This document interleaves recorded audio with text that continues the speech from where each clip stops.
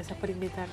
Bueno, ¿cómo se ha abordado esto? Obviamente nuestra provincia es una provincia que vive una situación absolutamente crítica, ¿no?, en torno a lo que es la violencia de género, y obviamente con muchos femicidios que también seguimos contando y lamentando, ¿no?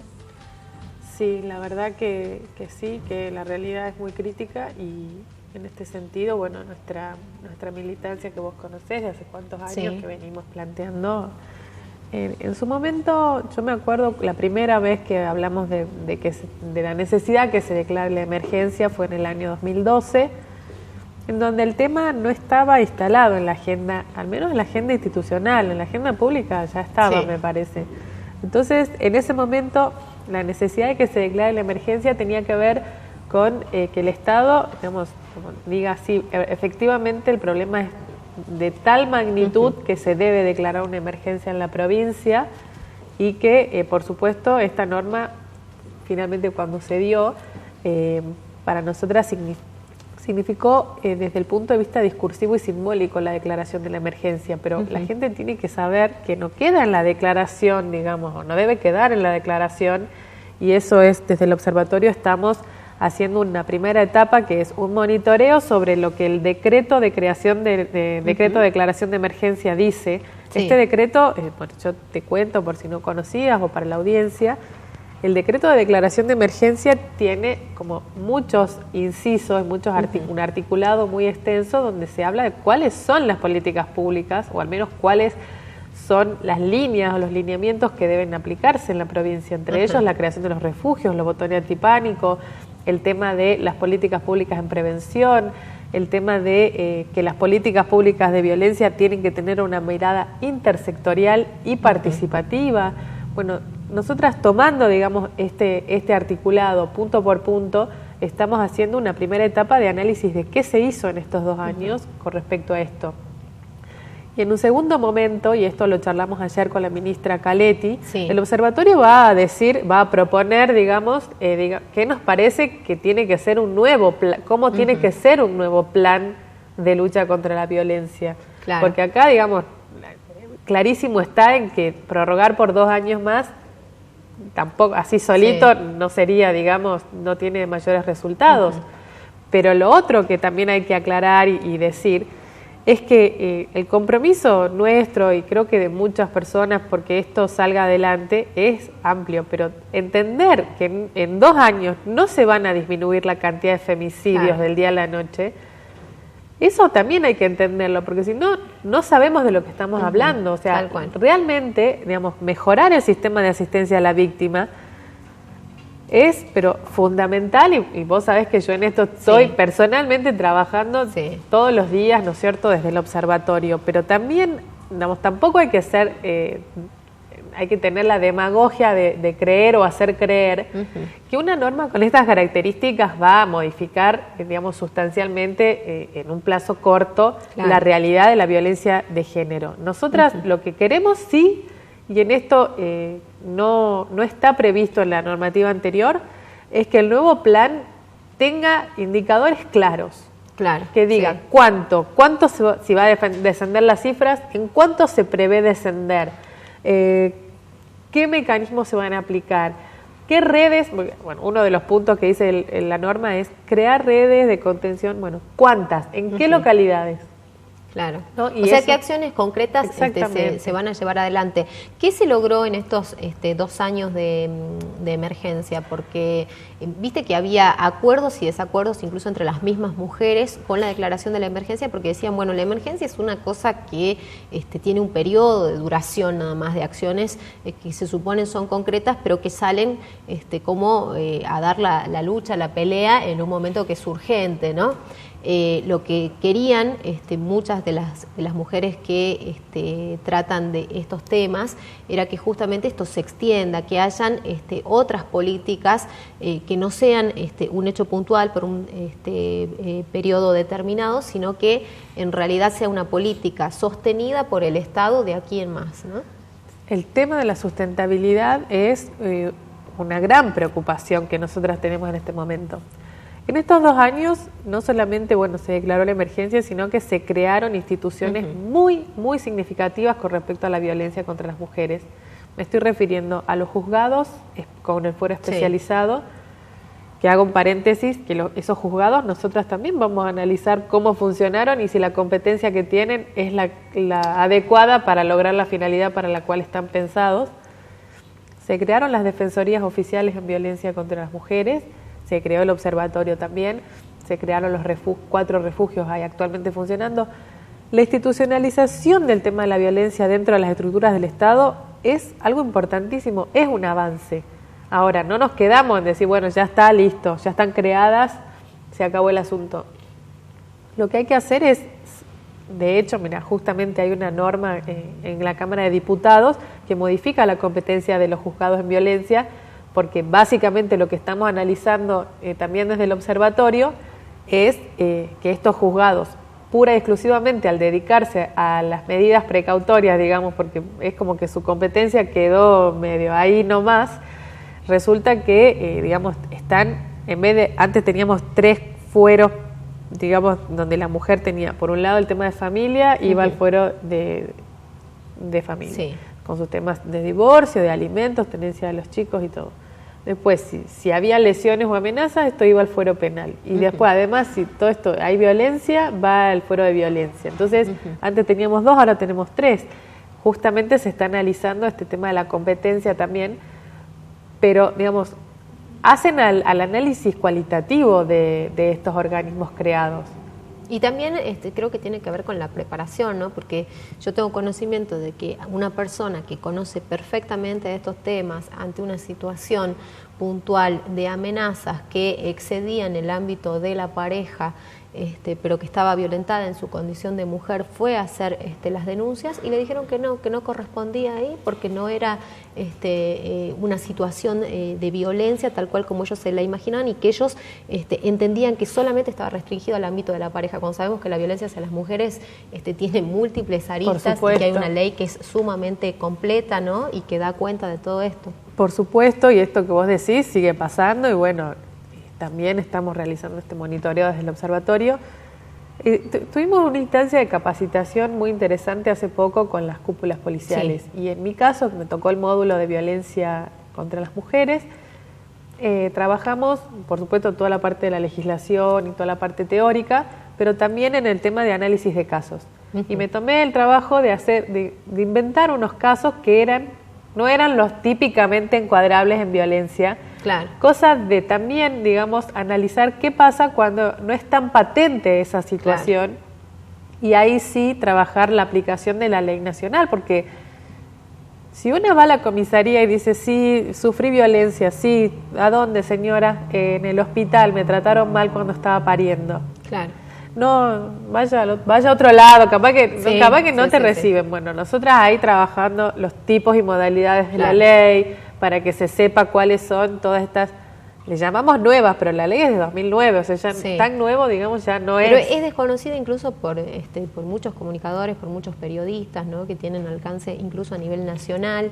Digo, hay como que fomentar que esto se siga interiorizando, porque si no, cuando abordamos estos temas o cuando damos un mensaje, pensamos que no hay ningún tipo de resguardo o que eso no es violencia. No, por supuesto, y lo otro que también a nivel ya institucional de la policía y de los operadores de justicia, la ley 7888, que es de septiembre del año pasado en la provincia, establece muy claramente que es competencia de los juzgados en violencia todos los hechos previstos en la ley de violencia familiar, digamos, básicamente, y en la ley nacional de violencia. Entonces, incluye violencia obstétrica, violencia contra la libertad reproductiva, violencia mediática. Claro. O sea, y son novedades, insisto, que no es ninguna novedad porque es del año 2009, pero que todavía hay una parte de personal de los distintos niveles del Estado, de los agentes, que, digamos, requieren esta formación, esta capacitación, porque es obligación cumplirlo. O sea, no te pueden decir, no, señora, vuelva mañana o vaya a otro lado porque acá no es. Claro. Entonces, digamos, son las cuestiones que desde el observatorio estamos viendo, estamos tratando de erradicar Y bueno, ojalá también se nos dé, digamos, se actúe en consecuencia con lo que el observatorio recomienda, ¿no? Porque, digamos, si no, también sería como para qué estamos. Entonces creo que vamos a seguir avanzando en la medida que trabajemos en conjunto y que podamos, digamos, hacer conocer ampliamente toda esta normativa y trasladarla a las propias prácticas. Tal cual, así es. Bueno, vamos a ver cómo evoluciona esto y esperemos que por el bien de toda la ciudadanía salteña, ¿no? Porque hay que, como vos decías, dar un cambio muy grande que tiene que ver con lo cultural también, ¿no? Para que esto se efectivice. Por supuesto. Bueno, también han estado trabajando en torno al aborto no punible, que ha tenido sus obstáculos también en nuestra provincia y todo es medio parte de todo, ¿no? Porque todo tiene que ver con la violencia hacia las mujeres. Sí, con el tema del aborto no punible, el observatorio emitió una recomendación planteando que, en primer lugar, se debería aplicar por ley un protocolo que sea respetuoso de los lineamientos de la Corte Suprema en la causa FAL, es decir, que no requiera, para el acceso al aborto no punible, no se requieran ningún tipo de obstáculos, ni burocráticos, ni esto del pedido de la denuncia penal, como lo pide el decreto actual, es decir, que sea realmente accesible para las mujeres y también analizando que tiene que haber una difusión amplia en todos los sectores, para toda la comunidad en general, de cuáles son los derechos que tenemos las mujeres en caso de haber sufrido un abuso sexual. Es decir, yo tengo que ir a través de los medios de comunicación, pero también en los centros de salud y ver los carteles que hay de distintos tipos de cuestiones en los centros de salud y decir, bueno, si fuiste víctima podés acceder al kit de profilaxis, podés acceder al aborto no punible. Esto tiene que estar expresado, porque si no las mujeres no sabemos tampoco bien qué derechos tenemos, no sabemos si puedo abortar o no. La mujer que fue violada puede abortar. O sea, eso es lo que tiene que quedar, pero totalmente en claro, no tiene que haber ninguna duda al respecto. Y el otro punto, bueno, el tema del kit de profilaxis, que a veces no se lo toma en cuenta o no se lo dan si no lo pide la mujer, bueno, como que no sabemos bien. Qué extraño, día a ¿no? día se supone, claro, que el asesoramiento tendría que venir del profesional, ¿no? Porque además, si una mujer fue víctima de una violación e inmediatamente acude a un servicio de salud, le pueden dar la pastilla del día después y evitar después llegar a un embarazo no deseado. Después, además de esta recomendación, lo que hicimos fue hacer un análisis de los 3 proyectos que hay en la Cámara de Diputados. Básicamente los 3 tienen algunas falencias que hemos analizado, principalmente porque ninguno contempla los nuevos lineamientos del Código Civil con respecto a las nuevas capacidades de las personas. El nuevo código ya no es tan tajante en menos de 18, más de 18. Se le da a los adolescentes y a las adolescentes sobre todo una capacidad progresiva de acuerdo a su capacidad de entendimiento y de acuerdo a su madurez. Digamos, si la nueva norma lo está trayendo, ¿por qué no? Ya es ley vigente en nuestro país, ¿por qué no deberíamos tener, digamos, esos lineamientos acá? Lo mismo ocurre con las personas con determinado grado de discapacidad. No es incapaz o no incapaz. Hay distintas circunstancias que habrán de tenerse en cuenta a los fines de pedir esta práctica. Después, bueno, tratar de que esto se dé en todos los ámbitos públicos y privados, digamos, que sea una norma en la provincia. También analizamos el tema de la objeción de conciencia, porque bueno, hay algunos proyectos que prohíben la objeción de conciencia. Entonces nosotros decimos, si nos estamos moviendo por los lineamientos de la Corte Suprema en FAL, la Corte dijo que los médicos tenían ese derecho, pero que ese derecho no tenía que ser obstáculo para. Entonces que los centros de salud tienen que prever, en el caso de tener médicos objetores, quiénes no son los objetores para realmente poder hacer esta práctica. Siempre dentro de un plazo máximo de 10 días entre que la mujer solicita y finalmente lo logra, para no burocratizar. O sea, el nosocomio tiene que asegurar que la práctica se va a llevar adelante. Sí. No importa con qué profesional. ¿Y si, por ejemplo, todos fueran objetores? Es que el hospital debe prever que haya no objetores. Es responsabilidad del hospital. O sea, que sí o sí, además, se tiene que llevar adelante con profesionales que trabajen en ese hospital. En todo caso, al momento de contratar, deberá priorizar los no objetores, porque vos, digamos, tenés que atender a un público universal, digamos, Sí. o sea, todas Además, las mujeres. no todos los días hay casos de violaciones y Por hay supuesto, abortos no punibles por supuesto. para realizar, ¿no? Digamos, entonces, básicamente esas son las líneas que hemos ido como marcando en este dictamen, que bueno, las que lo quieran, próximamente vamos a estar abriendo nuestra página web, ahí van a estar publicados Qué bueno. este tipo de dictámenes, de informes, para que bueno, se puedan difundir, porque el observatorio, nosotras no tenemos la facultad de dictar una ley o de ejecutar una política pública. Sí, que es algo que mucha gente que conocía, digamos, cuáles son los parámetros de actuación del observatorio, les reclamaban, ¿no? Bueno, interesantísimo lo que me contás, Laura, acerca del trabajo que vienen haciendo. También sé que han estado trabajando acerca de específicamente la situación de las personas trans, ¿no? Que han estado evaluando muchas cuestiones. Sí, ayer justamente tuvimos una de las tantas reuniones de trabajo con participación de chicas trans. El observatorio, junto con estas organizaciones de chicas trans, vamos a realizar una encuesta para conocer la realidad de las mujeres trans en Salta, con un muestreo, porque por supuesto no es un censo, no vamos a contar todas las que hay, porque en este momento nos excede de lo que podemos realizar, pero bueno, acá vamos a analizar la situación socioeconómica, la situación laboral, la situación de discriminación a la cual están expuestas, ¿no? Y sufren. El nivel de educación también. Porque esto también es importante, ¿no? Siempre hablamos de que quizás la primera expulsora es la familia, muchas veces acompañada de la escuela, así que... ayer nos contaban, hay chicas trans que jamás fueron a la escuela. Claro, mira vos.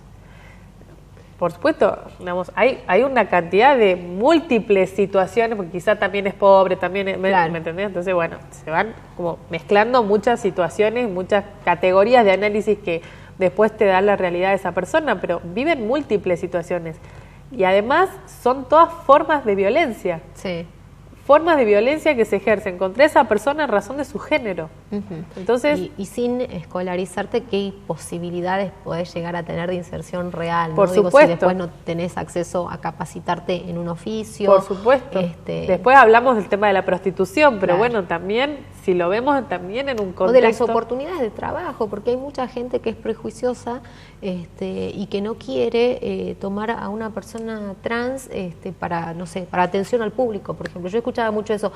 Bueno, por ejemplo, si es contadora y va a trabajar medio oculta, no hay problema. Ahora, si yo la tengo que poner para, no sé, en un mostrador, no lo haría, ¿no? Ese comentario es como muy común, es muy discriminatorio y además marca un poco cómo es el panorama, ¿no?, del ámbito laboral. Y justamente lo que nosotras en este momento estamos tratando de hacer es conocer la realidad esta, porque también no nos podemos mover con intuiciones de lo que yo creo que me dijo que mi amiga sufrió discriminación por ser chica trans. Nosotras tenemos que tener un dato, para eso está el observatorio, para poder proponer políticas públicas, pero en base a datos reales y datos científicos. Por eso esta encuesta se propone con todas los, con todas las líneas. Con todo el rigor que puede llegar a tener. Exactamente. Así que bueno, está buenísimo el trabajo porque realmente está siendo participativo. Ayer discutimos pregunta por pregunta.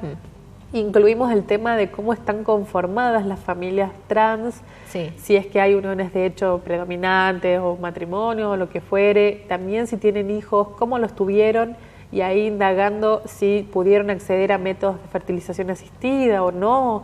Digamos, son todos temas interesantísimos. El acceso a la salud también, Por supuesto, también está previsto toda una parte de la encuesta con eso. Bueno, ya ojalá que prontamente tengamos los resultados y lo vamos a venir a comentar acá también. Buenísimo, bueno, muy interesante, Laura, todo lo que han estado haciendo, para la gente que por ahí desconocía cuáles son las funciones reales del observatorio. Aquí un poco Laura ha comentado, ¿no?, el trabajo que vienen desarrollando y además cuáles son esos alcances, estudio pormenorizado de muchísimas situaciones para proponer políticas públicas que sean efectivas y que permitan al Estado accionar y articular de otra manera, ¿no?, en problemáticas como como estas. Así que bueno, la felicito por el trabajo en estos meses. Sé que han tenido como muchas embestidas de distintos lugares, pero siguen en marcha. Se ha peleado mucho también para que el observatorio pueda dar justamente todos estos parámetros, ¿no?, donde se ejerce violencia hacia las mujeres. Muchas Así gracias. que gracias por venir, Laura, y un saludo a todo el equipo que conforma el observatorio. Nos vamos a la pausa, ya volvemos.